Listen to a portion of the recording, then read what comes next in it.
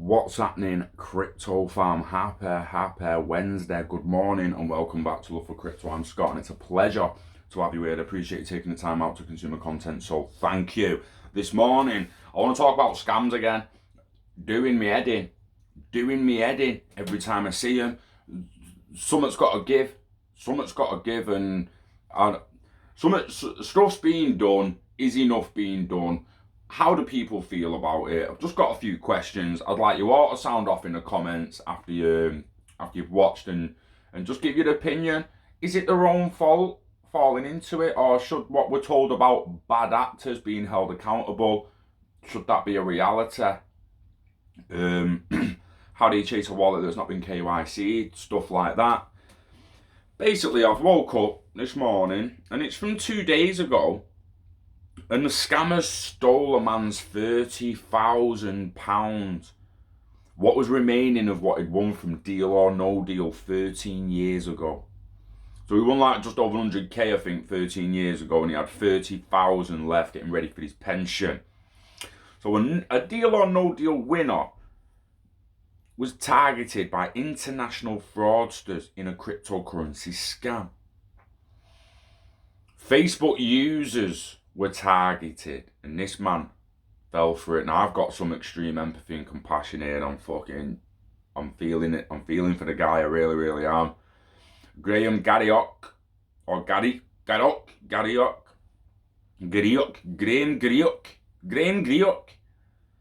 Sorry, mate. Made the headlines in 2007 when he took home £101,000 prize on the popular game show. He has now told of how scammers exploited Facebook and footballer Cristiano Ronaldo to take his nest egg and delay his retirement. Oh, it's bad, man. I mean, and he's not the only one. That's what's majorly bad. I've just seen them, like, I scroll down a little bit and there's millions. Fraud victim Graham grew up with some of his documents from the con. So he's got documents he's been able to print off. Poor bastard. As part of our in-depth investigation into fraud in the region, not in the fucking world, in the region, not even in the UK, in the flaming region, we can reveal 73 North East residents. I want to say this again, it's only 73 people in the northeast of England have lost a total of £3.2 million, £3,222,752.98 in investment scams in the last year. Mate. Almost treble the amount taken in the same period as 12 months earlier. Between August 2018 and 2019, there were 42 such incidents with a total of 1.2 million. £1,213,553. Wow. So we got some quotes off Graham. Graham of Cove lost almost 30,000 and has backed a police campaign urging people not to go down the same path. The 65-year-old worked for many years as a bingo caller at Mecca Bingo in Aberdeen and said he was delighted to have beaten a banker on the Channel 4 game show and take the money home. In October 2018, with his retirement on the horizon, Graham wanted to invest some of his cash, found in a way of doing so while scrolling on Facebook one day, using Bitcoin, a cryptocurrency that has become popular partly because it's not controlled by any national bank. Graham had done a dad of one. Said I'd invested with Aberdeen Considine before, and that all went fine. In 2018, Bitcoin was coming quite big. One of the guys I know mentioned he was into Bitcoin and said he was living a high life from it. So I thought it might be an opportunity. And then I saw the Facebook thing. If someone comes to you and says they're into this thing they just invested in and they're doing really well on it, ask that fucker how he invested. Don't then go off and get some more ad. Again, man, I'm empathetic to him. I really am. It's hanging. And it's also hanging 3 million has been taken off people. Over 4 million in 2 years, mate. From Newcastle. From the northwest of England, over 4 million in 2 years. What's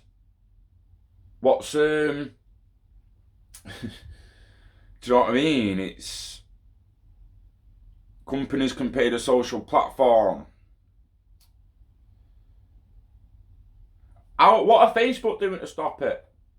Don't you need a Facebook profile to do a Facebook ad? You need a profile to make a page, and you need a page to do an ad. Facebook needs to start KYCing people. I'm sick of seeing profiles with no profile picture. You're all enabling scammers. So if you're one of them people out there that's got no profile picture and you like to hide behind pictures and stuff, that's what scammers do, mate. That needs to stop in my opinion. One company, OMC Markets, placed an ad that resembled a newspaper article in the Mirror. It showed a picture of Juventus star Cristiano Ronaldo being interviewed by Jonathan Ross, seemingly about Bitcoin. Now, I've had my mum, my dad, my sister, my neighbour, and everyone come up to me with this. So, oh, look at this, Piers Morgan, he's into Bitcoin. Fucking Peter Jones is into Bitcoin. Oh, it's Cristiano Ronaldo now. Oh, look, it's on the Mirror. I'm like, what's the website? www.youreadickhead.com. Jesus, it doesn't say the Mirror. My mum's like, oh, it's not the Mirror. I'm like, so why? Just because it's got a picture saying the Mirror, you think it's the Mirror, and you didn't even look at the web address. Just came and asked me whether Ronaldo's invested in it. Is that their fault? They go into that. Is it tough cookies? You know, the people with real talk, we all want to be our own banks, or some of us do. Some of us want to be our own banks and this and that, but then when it comes to insurance and stuff, it's just your own fault, innit? If a bank gets robbed, the police will investigate and try and track them down. If they can't, it's tough shit, innit?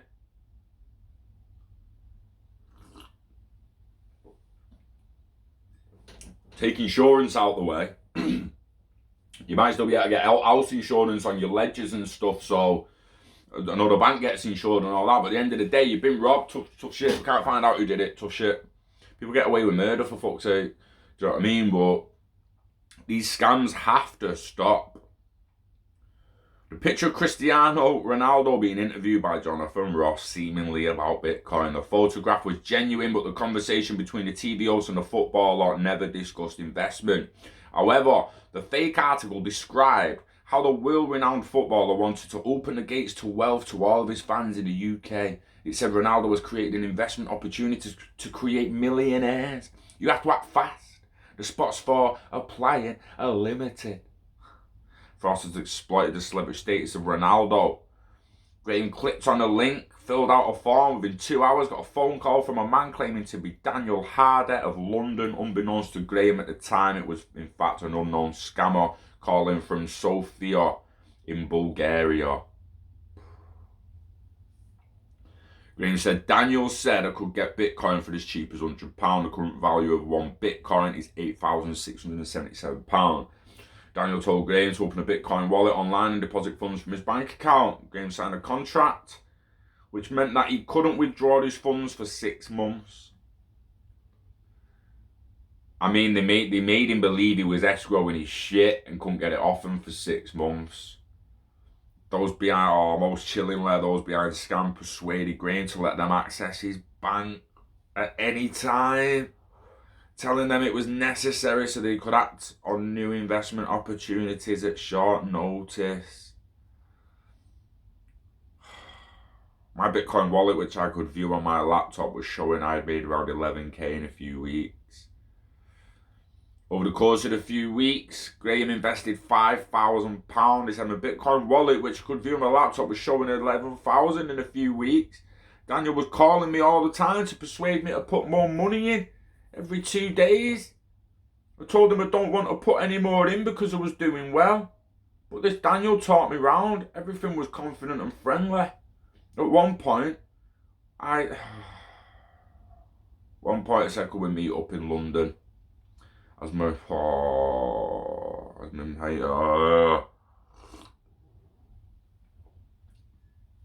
So they asked to meet up in London as his workmate takes you there, and he said no. He said he would never be there when I was there. The comment used clever tricks to part Graham from his cash. They convinced him he started off as a bronze investor and had risen to become a silver customer. However, if he wanted to become a gold or platinum investor, he would have to put in more. You just got to put more in, bro. He's got to put more in, bro. Graham described how during one phone call, the fraudsters put on an elaborate show, all for his benefit. I was on the phone to Daniel in the background. You would hear roaring. I said, what's happened there? He said, we've just had a guy that's made a massive profit. I then thought that must be happening to me soon. On another occasion, Daniel drew £5,000 out of Graham's bank account, claiming it was to buy a new batch of valuable shares that had become available on the stock market. Graham said, he said tomorrow such a company will release new stocks out for purchase, so we need to get into that. So you could just confirm we could take £5,000, we'll do the rest. I would get a message from a bank to say you've been requested to do an international trade. Are you sure you wish this to happen?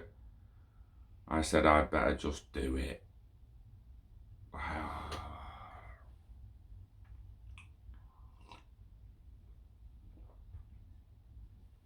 Internally, this is knocking me sick. Like, physically sick. Just to one guy. To know it's not just the one guy. How many people this has happened to. Knocking me fucking sick. Got the devil on the shoulder thinking, fucking hell, they must have made dough off this, jammy bastards. But then on the other side of the coin, you're thinking, the poor motherfucker. Like, you get a message, Eventually, Daniel asked for another 5,000, and I said, this'll be the last. That was my pension topped up, and I was set to retire in August 2020. Supposed to be retiring this month. Before long, Graham's wallet was showing a profit of around £30,000. His annual salary as a worker on the Caledonian sleeper trains. He said, I was quite happy with that. That was my pension topped up, and I was all set to retire in August 2020. But then disaster struck. The 6-month contract that Graham had signed with OMC ended in March 2019, and Graham tried to withdraw his money, but was told he must pay £6,000 to avoid further fees.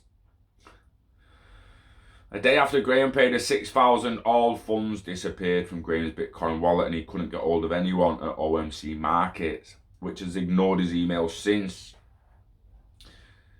He has lost a total of £29,851 and reported it to the police. At his bank, which Graham has not named. Graham was conned, just like Deal or No Deal presenter Noel Edmonds, whose business was scammed out of a reported $60 million in 2007. Lloyd Banking Group ended up paying him a reported $5 million in compensation in July 2019.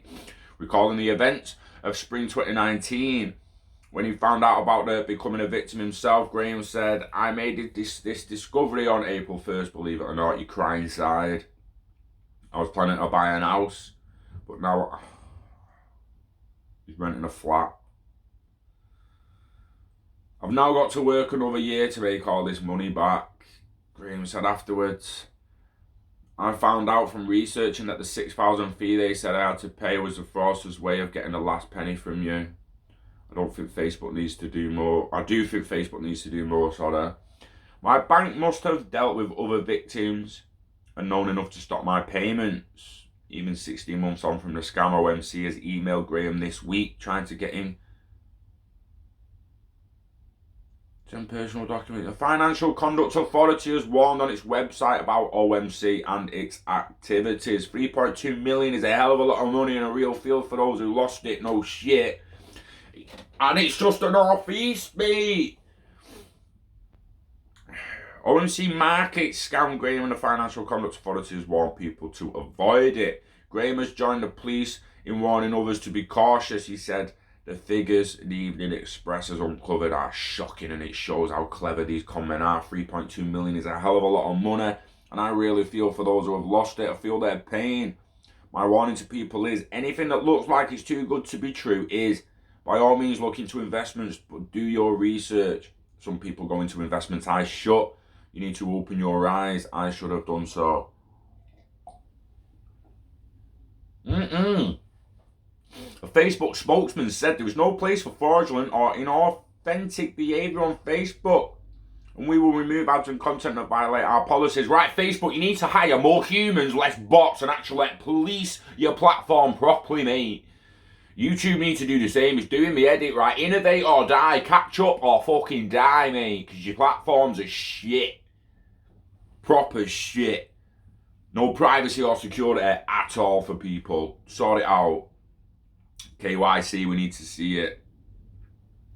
We continue to invest in people and technology to identify and remove this content, and we urge people to report any suspicious posts to us. What do you mean we're reporting suspicious paedophilia shit and you're just saying, no, it's fake that, mate. Snopes report, nah.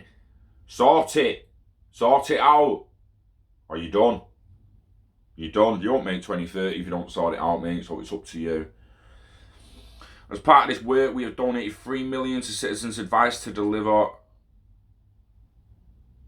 a new UK scam action. Well, why don't you give that $3 million back to the people? What are you giving it Citizens Advice for? You give it to the people that fucking lost it, mate.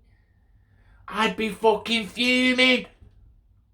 I'd be fuming. Me, that was me. Got ripped off on Facebook, and Facebook's like, oh, people got fucking conned of $3 million. So we're going to give $3 million to Citizens Advice. So are you taking the fucking piss? You taking the piss? Mark Zuckerberg. Oh my days. They've launched an industry-wide UK scam ad alert system in partnership with the Advertising Standards Authority to help tackle, scam ads further.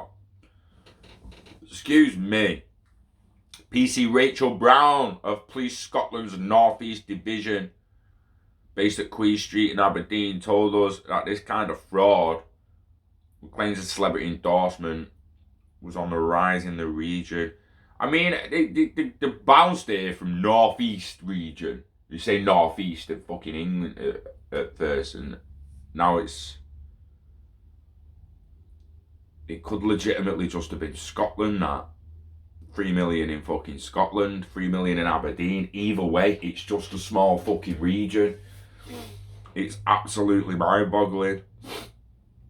In 1 month alone, more than 500,000 was taken from the region in this kind of scam. It's fucking...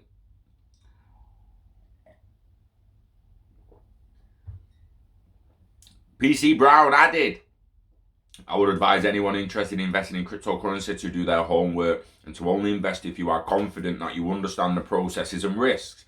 Investment fraudsters will be very knowledgeable and might know about previous investments a person has made. People should also be wary of requests to transfer funds to numerous different and foreign bank accounts.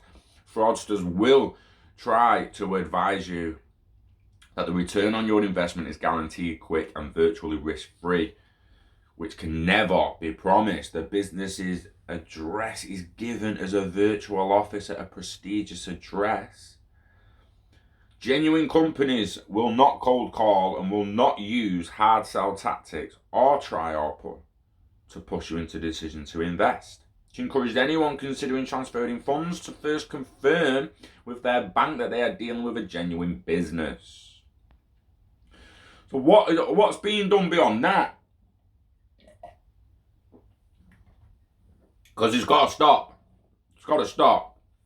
So the UK crackdown pulls thousands of crypto ads offline. And this was actually 4 days ago, and that story broke 2 days ago. So it's coming to a head. So over the past 4 months, the National Cybersecurity Centre, or NCSC, removed over 300,000 URLs pertaining to fake celebrity endorsement investment opportunities. More than half of these sites belong to fraudulent cryptocurrency investment schemes. Per the announcement published by the NCSC on August 14th, an increasing number of these scams utilise fake endorsements from national celebrities such as Ed Sheeran and Richard Branson. We just spoke about Cristiano Ronaldo too. This raised red flags for authorities. prompting the launch of a massive retaliatory campaign. Retaliatory. That's a sick word. Sorry. Retaliatory campaign. Sidian Martin, CEO of NCSC, commented, "These investment scams are a striking example of the kind of methods cybercriminals are now deploying to try and con people. We're exposing them today not only to raise public awareness, but to show the criminals behind them that we know what they're up to and are taking action to stop it." That's a good step. That is a good step.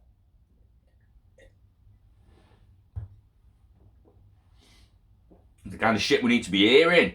We're just talking about taking URLs down. We still need the Facebook ads, the Google AdSense and all them coming down. In Australia, a similar warning was issued by the Australian Securities Investments Commission, or ASIC. The two asked people to remain cautious about celebrity-endorsed Bitcoin scam sites. Cointelegraph recently reported that the United Kingdom Advertising Standards Authority, or ASA, and the Internet Advertising Bureau, or IAB, have launched a new system to help detect and remove fraudulent online ads. So, they are working to stop scammers. We know it's hard at times, especially for me. I'm not gonna lie. Some people say I'm gullible. And what I don't like, I don't read sarcasm. I take people as the fucking word. So when you say something, I'm like, you actually believe that? Do you know what I mean? I expect people to be fucking honest. It is what it is. So yeah, some people who've seemed honest in the past have actually ended up horrible bastards. So we need to be wary. I will only ever endorse a trader if I have actually met them now. There's only two I currently endorse. Torre's not allowed to trade at the moment with that court stuff. He's allowed to give calls, but he's not allowed to charge for them, I don't think. So Torre would be number 3, but kind of not there at the moment. But Indy Keylot and Dana Britton, find them on Instagram, guys. They're the only two traders I'm endorsing at the moment, and it's because I've actually met them. I know who the people are. I've got the actual people on Facebook. Indy is a former Olympic lifter, for fuck's sake, so it's not like he's not exactly fucking blagging who he is. You can see the full Olympic Team GB history of him. He's a genuine, real guy. Do you know what I mean? So, but other than that, we are not endorsing anyone unless they are an official company on Company's House, and I've actually met the owner/founder. We'll still do affiliate links with people and all that, but when it comes to actually investment opportunities and traders and that, we'll have to show a little bit more caution. Everyone needs to show more caution.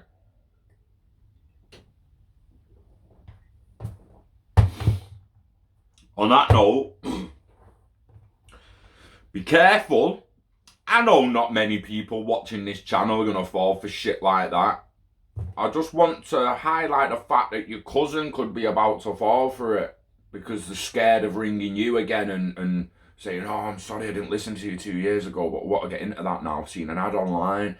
They legitimately, I'll turn around to people and just be like, "Listen, mate, just get the fuck out of my face now. I've had enough of you. I've tried telling you what the internet value is, try to tell you what's coming, try to tell you where it's going, just get out of my fucking face." That person 6 months down the line might actually feel a little bit uncomfortable about reapproaching me, even though we see something. So we need to make sure, like, look, fuck off, yeah? But do me a favour, if you are going to go and get into it, just come back to me and ask me. And make sure you're doing it fucking right. And don't fall for scams and all this stuff and the fraud. Because it's too easy to fall for.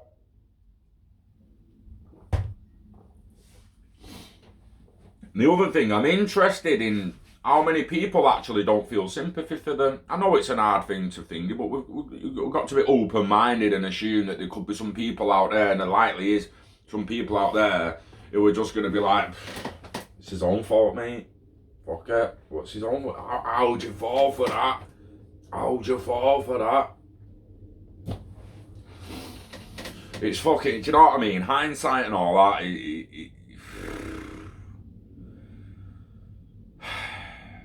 Bad actors, privacy coins, all this shit's enabling that stuff. And when we're told, oh, if you become a bad actor in a network, the rest of the network can ignore you, then obviously, so what? So them wallets are frozen now. No other wallet's going to listen to them wallets. We need to know more about what actually comes out of some of these developers' mouths, because it's all right being able to sit there and listen to David Schwartz go, oh, well, if you have a bad actor on the network, the rest of the network can ignore it. Right, well, where the fuck's that bad actor then? He took 30k off the guy. Go and fucking lock him down. Let us all know who he is. Let's share the wallet address. Get it out there. He didn't even share the fucking wallet. Just read the article about it. Didn't even get a wallet share. Didn't even say, oh, his funds got moved to here. And then at least let us check it. It's the fucking TX tab. Guys, come on. We need to be doing more. They need to be doing more. Or do they? You want people who's like, nah, it's your own fault. You want it to be your own bank, dickhead. Chew it. Telling you, mate. It's a fight. Yeah. This is why I struggle to realise how we'd ever reach consensus on certain things at times, because we all think so differently. It's an interesting one, and I'm never going to drop this. For as long as scams exist, I will be coming back on every now and then, ranting and moaning about a scam. Like I say, if you have been done with one, and they're going through the process of actually maybe getting a bit of your money back, or taking them to court or anything, you've got FCA or you've got the police doing anything, let us know, because we have actually... with Crypto Trader and a few others, we've got some people who are openly trying to chase down some funds that were scammed off them. So anyone who's actually done it and got any funds back, or managed to find and legitimately any kind of information you can give that can help someone else then try and get their money back, or just at least fucking... If you can't get your money back, you can't get your money back, but at the very fucking least, you want the wallet that it's gone to be red flagged in whatever network it's in. I'm sorry, but it just needs to be. Even your privacy fucking networks, it needs flagging as it was a fucking red flag wallet. It was stolen funds at that network. And then, even if it's Monero network should be like, brah, you ain't moving them funds around in here. I know it's a privacy fucking network, but they are stolen tokens, bro. Stolen fucking tokens. And they get locked in a frozen escrow until the court case is happening or something. I don't know. I'm probably not smart enough to do that. I need to sit in a room with a lot of people more smarter than me, and who know how to code and build blockchains, but I'm pretty sure it can be fucking done. Hardcore, mate. Hardcore. Just be careful. Do your own research and take care. Wishing health and happiness to you and yours. Throw our likes out. Give it a share. You know the dance. And I was thinking about, like I say, the empathy comes out, man. I start feeling for people like that, and it's a damn shame he got hit so hard. But we love crypto. We love the internet of value. We fucking hate scammers. Take their heads off. Just take their heads off. Simple. Slice his throat. Get the fucking scammer in front of all the other scammers. Slice his throat and then just turn around and say, you just don't want to be a scammer, mate. If that's what happens to you, you horrible little rat. Next. Throat slit. Anyone else? Anyone else want to be a dickhead? Hey. Anyone else want to be a weapon and get the throat slit because you're taking a piss? Fucking it's time to rise up, man, and change this world. It really, really is. And if it doesn't happen in the next 10 years, you know the dance. Vote Scott, baby. 2030. Invest in yourself. Invest in the internet of value. Live long and hodl it till you're ready to let it go. Yeah? And I'll see you on the next one. Peace.